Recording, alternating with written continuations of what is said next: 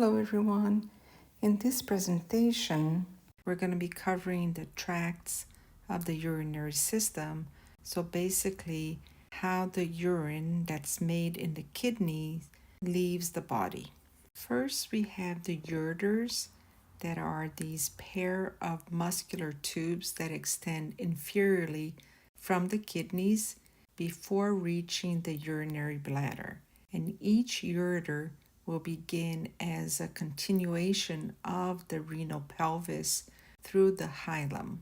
As the ureters extend to the urinary bladder, they pass inferiorly and medially over the psoas major muscle, as we can see right over here from this image. So this is the psoas major. Here we have the kidneys. Here are your ureters on both sides. You can see how they're leaving the kidney, passing over the psoas major, and going down into the urinary bladder. On this image, we don't have the urinary bladder, but on this other one we have. And on the next slide, we will cover the urinary bladder. So the ureters just serve mainly as a tube that will transport the urine that was formed in the kidneys from the kidneys all the way down to the urinary bladder. And the urinary bladder is going to be this hollow muscular organ that functions as this temporary storage reservoir for urine. In the male, the base of the urinary bladder lies between the rectum and the pubic symphysis.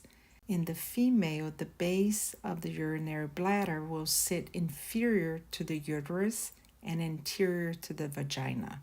And this is why when women become pregnant, they feel the need to pee all the time because of the weight of the uterus. The dimensions of the urinary bladder, they will vary depending on the state of distension, meaning that it depends on how much urine is in the urinary bladder. Remember that the urinary bladder epithelium is made of transitional epithelium, meaning that the cells stretch as the bladder fills up with urine. Notice how the male urinary bladder is bigger than the female urinary bladder. On average, the male can hold up to 700 mLs of urine, and the females can hold up to 500 mLs of urine. Now, the ureters penetrate the posterior wall of the urinary bladder without entering the peritoneal cavity.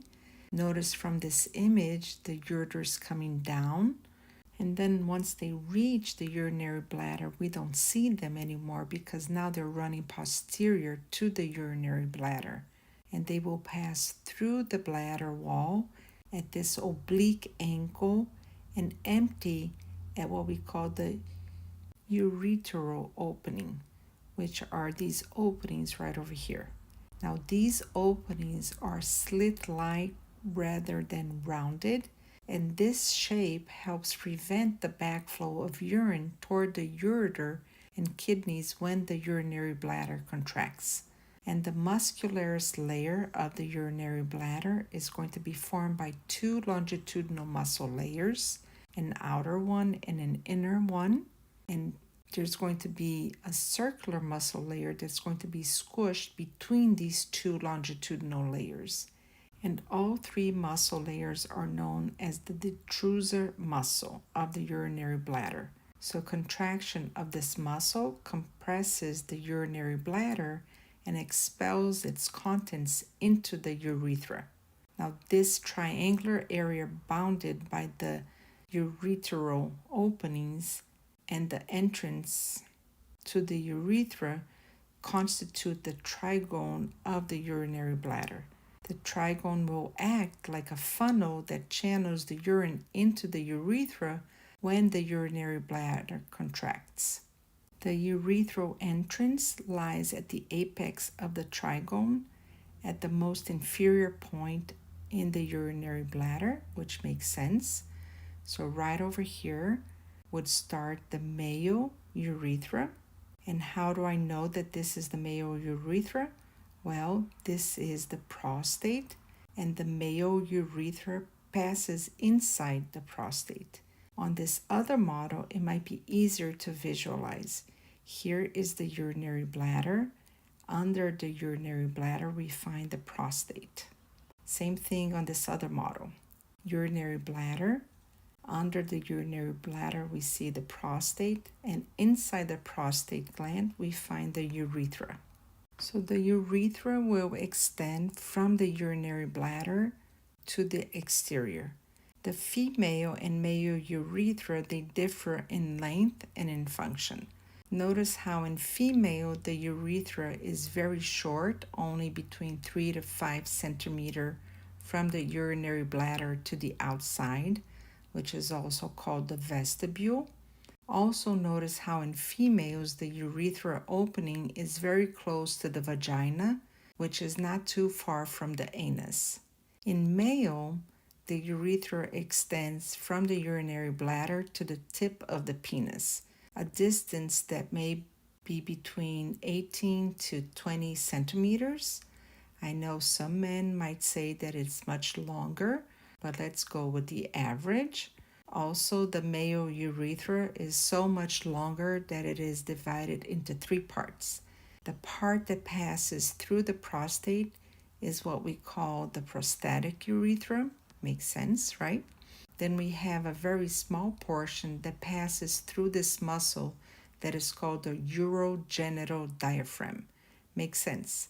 It's a muscle between the uro part, so the urinary part, and the genitalia, so urogenital diaphragm.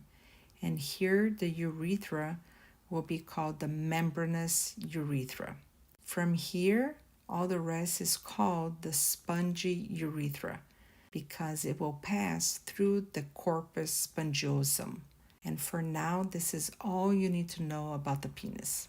Now notice how the opening for the male urethra is very far away from the anus. And this is why women are more prone to UTIs or urinary tract infections, because of the close proximity between the female urethra and the anus. One way to prevent female UTIs is to clean yourself from front to back. This way you prevent from bringing feces from the anus into the urethra, which might cause an infection, as you can imagine.